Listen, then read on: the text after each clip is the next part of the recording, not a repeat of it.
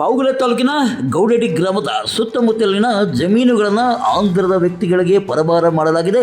ನಕಲಿ ದಾಖಲೆಗಳನ್ನು ಸೃಷ್ಟಿಸಿದ್ದಾರೆ. ಇವರ ಮೇಲೆ ಕ್ರಮ ತೆಗೆದುಕೊಳ್ಳಬೇಕೆಂದು ಗೌಡೇಡಿ ಗ್ರಾಮದ ರಾಜ್ಯ ಬಿಜೆಪಿಯ ಮುಖಂಡರು ಆದಂಥ ಗೌಡೇಡಿ ಪ್ರಭಾಕರ್ ಅವರು ಒತ್ತಾಯಿಸಿದ್ದಾರೆ. ಶನಿವಾರ ಪಾವಗಡ ಪಟ್ಟಣದಲ್ಲಿ ಪತ್ರಿಕಾಗೋಷ್ಠಿಯನ್ನು ಉದ್ದೇಶಿಸಿ ಅವರು ಮಾತನಾಡುತ್ತಾ ಈ ಒಂದು ಭೂಮಿ ಮಾಫಿಯಾದಲ್ಲಿ ವಿಲೇಜ್ ಅಕೌಂಟೆಂಟ್ RI ಮತ್ತು ತಹಶೀಲ್ದಾರ್ ಸಹ ಸೇರಿದ್ದು ಇವರ ಮೇಲೂ ಸಹ ಕ್ರಮ ಕೈಗೊಳ್ಳಬೇಕೆಂದು ಅವರು ಆಗ್ರಹಿಸಿದ್ದಾರೆ.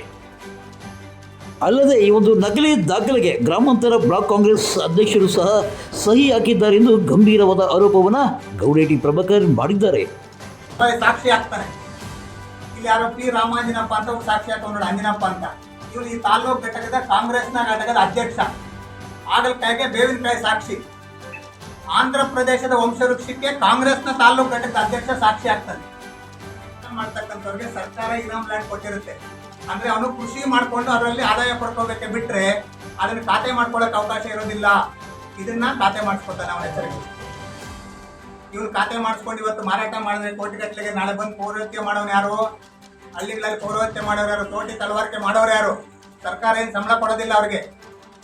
ಇದಾದ್ಮೇಲೆ ಇವೆರಡೂ ಖಾತೆ ಮಾಡ್ಕೋತಾನೆ.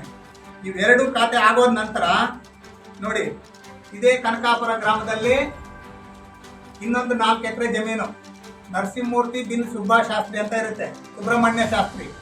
ಇವರು ಈ ನರಸಿಂಹಮೂರ್ತಿ ಬಂದು ಪಾವಗಡ ವೇಣುಗೋಪಾಲ ಸ್ವಾಮಿ ದೇವಸ್ಥಾನದ ಹತ್ರ ಮನೆ ಇವರು ವಂಶಾಸ್ತ್ರಿ. ಈಗಲೂ ಕೂಡ ಇವ್ರು 3 ಜನ ಮಕ್ಕಳಿದ್ದಾರೆ. ಇವ್ರ ಮಕ್ಕಳು ಬೆಂಗಳೂರಿನಲ್ಲಿ ವಾಸ್ತವ್ಯ ಇದ್ದಾರೆ. ಈ ನರಸಿಂಹಮೂರ್ತಿನೂ ಕೂಡ ನಮ್ಮದೇ ನರಸಿಂಹಮೂರ್ತಿ ಅಂತೇಳಿ ಒಂದು ದಾಖಲೆ ತರ್ತಾನೆ. ನರಸಿಂಹಮೂರ್ತಿನೂ ಕೂಡ ನಮ್ಮ ತಾತನೇ ಅಂತ ಹೇಳ್ಬಿಟ್ಟು ಇದಕ್ಕೂ ಕೂಡ ಅರ್ಜಿ ಹಾಕ್ತಾನೆ.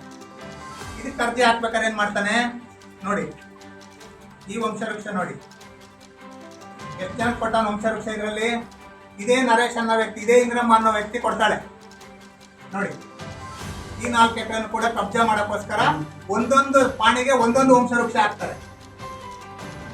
ಒಂದೊಂದು ಪಾಣಿಗೆ ಒಂದೊಂದು ವಂಶವೃಕ್ಷ ಸೃಷ್ಟಿ ಮಾಡ್ಕೊಳ್ಳೋದು ನೋಡಿ. ಸುಬ್ಬ ಭಟ್ಲು ಅನ್ನುವಂಥದ್ದನ್ನ ಅಲಿಯಾಸ್ ಸುಬ್ರಹ್ಮಣ್ಯ ಶಾಸ್ತ್ರಿ ಅಂತ ಬರ್ಕೋತಾನ ಅವನು. ಅಲಿಯಾಸ್ ಸುಬ್ಬ ಭಟ್ಲು ಅವನ ಮೂಲ ಹೆಸರು. ಅಲಿಯಾಸ್ ಸುಬ್ರಹ್ಮಣ್ಯ ಶಾಸ್ತ್ರಿ ಅಂತ ಮಾಡಿಕೊಂಡು ಇದ್ರ ಮೇಲೆ ಖಾತೆಗೆ ಅರ್ಜಿ ಹಾಕ್ತಾನ ಅವನು. ಇದು ಯಾವುದೇ ದಾಖಲೆ ಇರೋದಿಲ್ಲ. ಈ ದಾಖಲೆಗೆ ನೋಡಿ, ಇಲ್ಲೊಬ್ಬ ಸಾಕ್ಷಿ ಹಾಕ್ತಾನೆ. ಇಲ್ಲಿ ಯಾರೋ P. ರಾಮಾಂಜನಪ್ಪ ಅಂತ ಒಬ್ಬ ಸಾಕ್ಷಿ ಹಾಕೊಂಡು ನೋಡಿ, ಅಂಜನಪ್ಪ ಅಂತ. ಇವನು ಈ ತಾಲೂಕು ಘಟಕದ ಕಾಂಗ್ರೆಸ್ನ ಘಟಕದ ಅಧ್ಯಕ್ಷ. ಆಗಲಕಾಯಿಗೆ ಬೇವಿನಕಾಯಿ ಸಾಕ್ಷಿ. ಆಂಧ್ರ ಪ್ರದೇಶದ ವಂಶವೃಕ್ಷಕ್ಕೆ ಕಾಂಗ್ರೆಸ್ನ ತಾಲೂಕು ಘಟಕದ ಅಧ್ಯಕ್ಷ ಸಾಕ್ಷಿ ಆಗ್ತಾನೆ. ಗ್ರಾಮಾಂತರ ಘಟಕದ ಅಧ್ಯಕ್ಷ ಸಾಕ್ಷಿ ಆಗ್ತಾನೆ. ಆಗಲಕಾಯಿಗೆ ಬೇವಿನಕಾಯಿಯ ಸಾಕ್ಷಿ ನೋಡಿ. ಇದರಲ್ಲಿ ಸುಬ್ಬ ಭಟ್ಲು ಶೇಷಶಾಸ್ತ್ರಿ ಅಂತ ಹಾಕೋತಾನೆ, ಅಲಿಯಾಸ್ ಮಾಡ್ಕೋತಾನೆ ನೋಡಿ. ಇನ್ನೊಬ್ಬ ನರಸಿಂಹ ಭಟ್ಲು ಅಂತ ಇರೋದನ್ನ ನರಸಿಂಹ ಮೂರ್ತಿ ಅಂತ ಮಾಡ್ಕೋತಾನೆ. ಇದು 6ನೇ ವಂಶಾವಳಿ ಕೊಡ್ತಾನೆ ಇವನು. ಎಷ್ಟನೇ ವಂಶಾವಳಿ? 6 ತಲೆಮಾರಿನ ವಂಶಾವಳಿ ಕೊಡ್ತಾನೆ. ಈಗ ಅಪ್ಲಿಕೇಶನ್ ವಯಸ್ಸೆಷ್ಟು? 70 ವರ್ಷ. ಈ ನರಸಿಂಹಮೂರ್ತಿ ಮೂಲ ಒರಿಜಿನಲ್ ಓನರ್ ನರಸಿಂಹಮೂರ್ತಿಗೆ, ಪಾವಗಡದ ನರಸಿಂಹಮೂರ್ತಿಗೆ ಮಂಜೂರಾಗೋದು 65ರಲ್ಲಿ. 65ರಲ್ಲಿ ಮಂಜೂರಾತಿ ಆಗೋದು ಇವನು. ನರಸಿಂಹಮೂರ್ತಿಗೆ ಬಗರುತ್ತಮಲ್ಲಿ ಮಂಜೂರಾಗ್ತದೆ ಜಮೀನು. ಆದರೆ ಈಗನ ಅಪ್ಲಿಕೇಶನ್ ವಯಸ್ಸೆಷ್ಟು? 70 ವರ್ಷ. ಹಾಗಾದ್ರೆ ಇವನಿಗೆ 150 ವರ್ಷ. ಸುಬ್ಬ ಭಟ್ಲಿಗೆ 150 ವರ್ಷದಿಂದ ಜಮೀನು ಮಂಜೂರಾಯ್ತಾ ಇವನಿಗೆ? ಈ ಗ್ರಾಮ ಆಡಳಿತಾಧಿಕಾರಿ ಮಾಯಿಗಯ್ಯ ಅನ್ನೋಂಥ ಅಯೋಗ್ಯ ಏನೂ ದಾಖಲೆ ಪರಿಶೀಲಿಸದೆ ಖಾತೆಗೆ ಮೂವ್ ಮಾಡ್ತಾನೆ ನೋಡಿ. ನೋಡಿ, VAO ವರದಿ ಸಂಬಂಧಪಟ್ಟವರಿಗೆ ನಮೂನೆ 21 ಜಾರಿ ಮಾಡ್ತಾನೆ ಇವನು. ಎಷ್ಟು ತಗೊಂಡಿದ್ದ ಇವನು? VA RI ಎಷ್ಟು ತಗೊಂಡಿದ್ದಾನೆ? ತಹಸೀಲ್ದಾರ್ಗೆ ಎಷ್ಟು ಶೇರ್ ಹೋಗಿದೆ ಇದರಲ್ಲಿ? ದಯವಿಟ್ಟು ಕೂಡ 15 ದಿವಸದೊಳಗೆ ವರದಿ ಕೊಡಿ ಅಂತ ಲೆಟರ್ ಬಂದಿದ್ದಾರೆ DC ಅವರು AC ಗೆ. ಆ AC ಬಂದೇ ಇಲ್ಲ. ಆ ಮಹಾಪುರುಷ ಎಲ್ಲಿ ಕೂತಿದ್ದಾನೋ, ಏನು ಮಾಡ್ತಿದ್ದಾರೋ ಇದುವರೆಗೂ ಗೊತ್ತಿಲ್ಲ. ಬಹಳ ದೊಡ್ಡ ಮಟ್ಟದಲ್ಲಿ ಭೂ ಮಾಫಿಯಾ ನಡೀತಾ ಇದೆ. ಕೋಟ್ಯಾಂತರ ರೂಪಾಯಿ ಬೆಲೆ ಬಾಳತಕ್ಕಂಥ ಆಸ್ತಿನ ಯಾರ್ದೋ ಹೆಸರಿಗೆ ಖಾತೆ ಮಾಡ್ತಕ್ಕಂಥದ್ದು, ಯಾರ್ದೋ ಹೆಸರಲ್ಲಿ ಇರ್ತಕ್ಕಂಥ ಜಮೀನು ತಗೊಂಡ್ಬಂದು ಯಾರೋ ರಿಜಿಸ್ಟರ್ ಮಾಡ್ಕೊಳ್ಳೋಂಥದ್ದು, ಇದು ಬಹಳ ದೊಡ್ಡ ಮಟ್ಟದಲ್ಲಿ ನಡೀತಾ ಇದೆ. ತಹಸೀಲ್ದಾರರು ಮತ್ತೆ ಕಂದಾಯ ಅಧಿಕಾರಿಗಳು ಇವೆಲ್ಲವನ್ನ ಗಾಳಿಗೆ ತೋರಿ ಯಾರು ಕಾಸು ಕೊಡ್ತಾನೆ ಅವನ ಪರವಾಗಿ ಖಾತೆ ಮಾಡ್ತಕ್ಕಂಥದ್ದು ನಾವು ನೋಡ್ತಾ ಇದ್ದೀವಿ. ನಾವು ಇನ್ನೊಬ್ಬ ನರೇಶ ಅನ್ನೋನು ಲೆಕ್ಚರರ್ ಇವನು ಗುಡಿಬಂಡೆನಲ್ಲಿ. ಗುಡಿಬಂಡೆ PU ಕಾಲೇಜ್ನಲ್ಲಿ ಲೆಕ್ಚರರ್. ಇಲ್ಲಿ ಸರ್ಕಾರ ಇನಾಮ್ ಲ್ಯಾಂಡ್ ಕೊಟ್ಟಿರುತ್ತೆ. ಅಂದ್ರೆ ಅವನು ಕೃಷಿ ಮಾಡ್ಕೊಂಡು ಅದರಲ್ಲಿ ಆದಾಯ ಪಡ್ಕೋಬೇಕೆ ಬಿಟ್ರೆ ಅದನ್ನ ಖಾತೆ ಮಾಡ್ಕೊಳ್ಳೋಕೆ ಅವಕಾಶ ಇರೋದಿಲ್ಲ. ಇದನ್ನ ಗ್ರಾಮ ಆಡಳಿತಾಧಿಕಾರಿಗೆ ಹೇಳ್ತಾರೆ ಫೋನ್ ಮಾಡಿ. ಆ ಗ್ರಾಮ ಆಡಳಿತಾಧಿಕಾರಿ ಜೊತೆ ಶೇರ್ ಮಾಡ್ಕೋತಾರೆ.